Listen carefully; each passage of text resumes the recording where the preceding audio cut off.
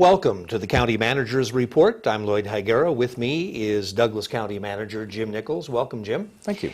And we're going to be talking today about the October meetings of the Douglas County Board of Commissioners. They met on October 5 and October 15.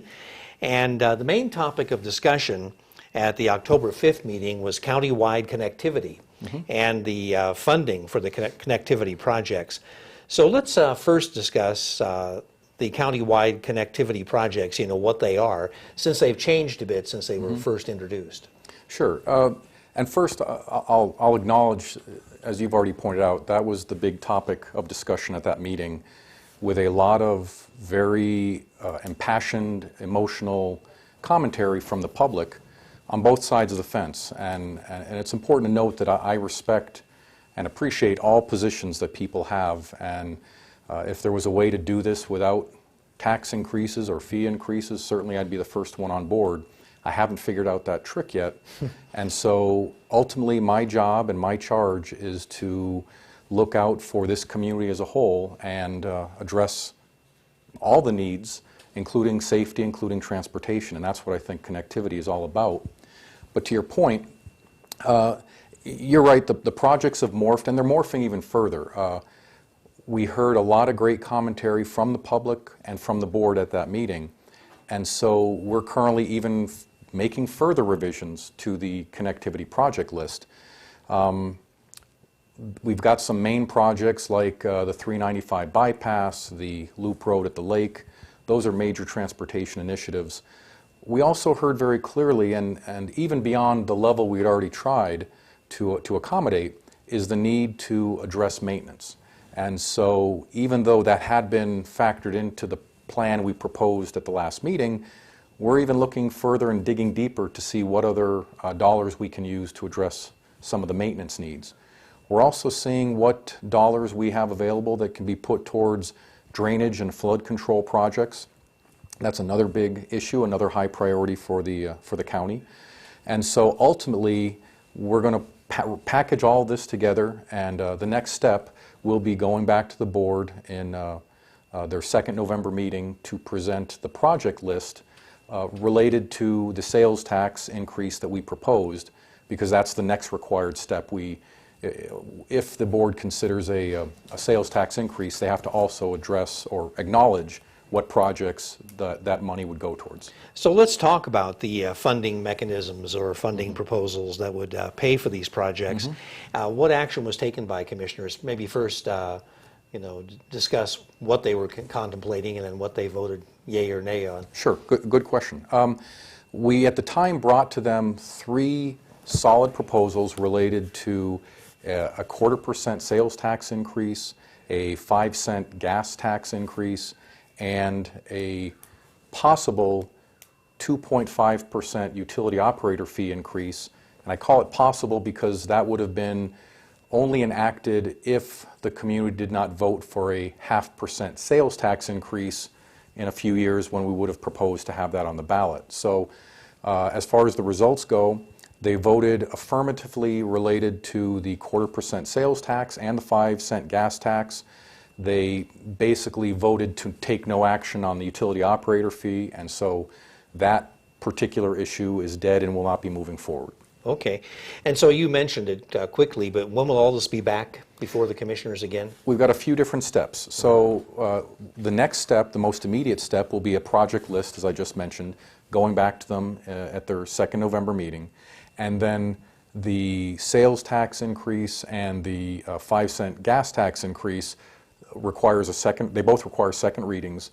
That will go back to them at their first December meeting. Okay, very good. So we'll be hearing a lot more about county-wide connectivity. Yes, we will. Okay, let's move on to the October 15th meeting, and that was up at the lake. And at that meeting, commissioners heard a presentation regarding the work that has been done to create the South Shore Community Legacy Principles. And I wonder if you could explain the principles and exactly how this will all take shape. Sure. It's a very comprehensive effort on the part of the Tahoe Chamber, where they basically acknowledged the need for all the stakeholders around the lake and anyone who has anything to do with the lake to mesh their their different views and their actions together so we work better in concert together.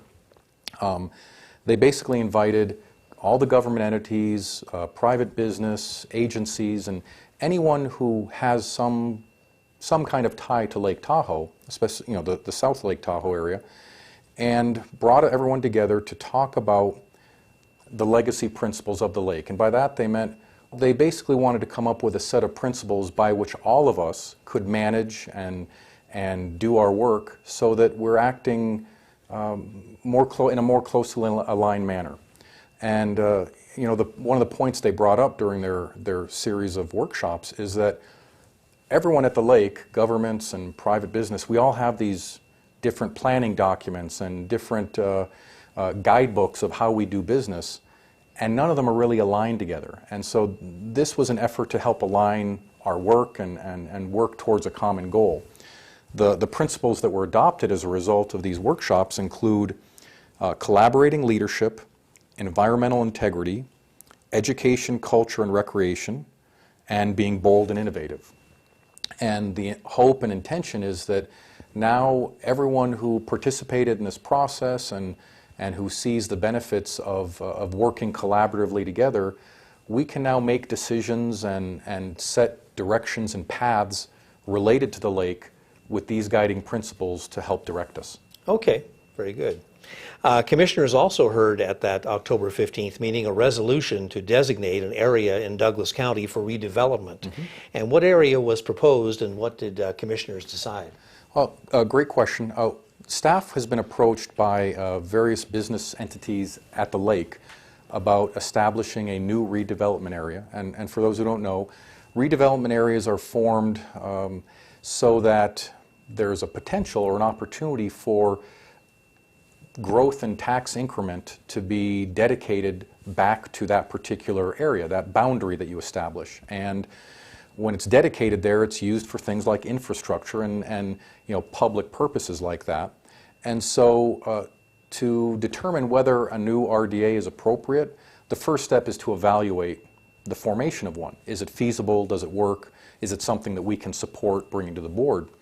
And as part of that process, we needed board authorization to begin evaluating the formation of an RDA. So that's what they told us. The board gave us the okay to start that evaluation. We're doing that right now. And we'll be coming back to them over time with information as it becomes available and eventually a recommendation as to what we believe is in the best interest of the county. Okay. Well, that pretty well covers the meetings for October. What about November, the November meetings? Do we have anything interesting on the agendas coming up? I know that at the first November meeting, the fire district has an item where they'll be looking at evaluating whether they should dispose of one of their fire stations that they no longer utilize. It's basically an unused building. And then at the second November meeting, as I mentioned a few minutes ago, we'll be bringing that project list to the board for their consideration. It doesn't in any way adopt a fee or tax increase. However, it is a step towards that where the board would give us support and authorization for the projects that we're suggesting that potential tax increase and the revenues generated from it would go towards. Okay. Also, the county has a new flood task force that's been formed. Mm-hmm. And can you give us more detail on what that task force will be doing? Sure. Well, and to be clear, it is the Flood Control and Roads Task Force. Okay. That is their formal name.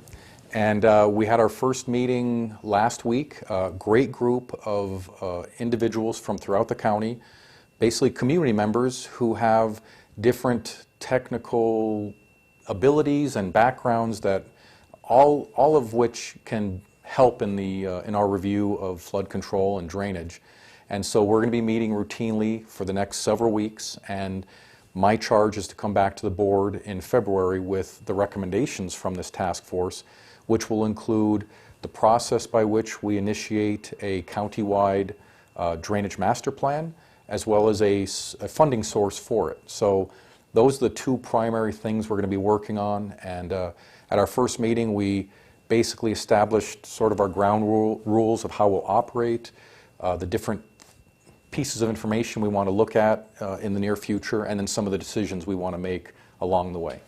And I assume the flooding that we had recently precipitated this Yes. task force? Yes, and that's a fair point.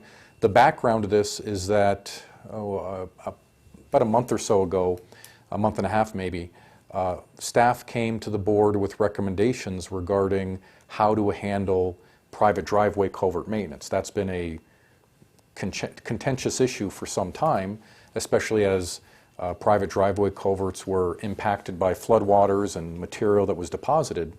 And so as we brought that presentation to the board for their consideration, a great deal of public comment came out during that period that we're focusing our efforts on the wrong area and we need to look bigger and more global and use some of the expertise in the community to help us. The board agreed, and so rather than taking any action on the private driveway culverts, they basically said, we want you to form a task force, look at these issues, and then come back to us in February with some recommendations from them. Okay, well, Jim, I want to thank you for being here, sharing all this information. That's what we do here on the County Manager's Report. For Jim Nichols, I'm Lloyd Higuera, and we'll see you next time on the County Manager's Report.